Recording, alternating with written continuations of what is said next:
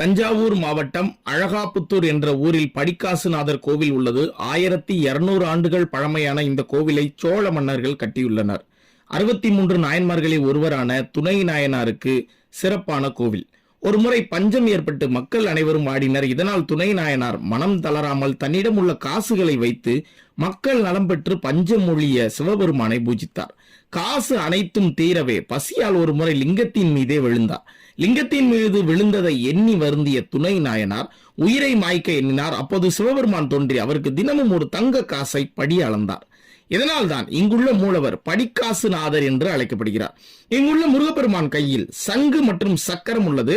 அசுரர்களை எதிர்த்து போராடும் போது பெருமாள் கொடுத்த சங்கு மற்றும் சக்கரத்தை முருகன் கையில் தாங்கி இருப்பது இந்த கோவிலின் மிக முக்கியமான சிறப்பாக பார்க்கப்படுகிறது. இது மாதிரி காணொலிக்கு நமது பக்கத்தை சப்ஸ்கிரைப் பண்ணுங்க, மறக்காம பெல் பட்டனை கிளிக் பண்ணுங்க.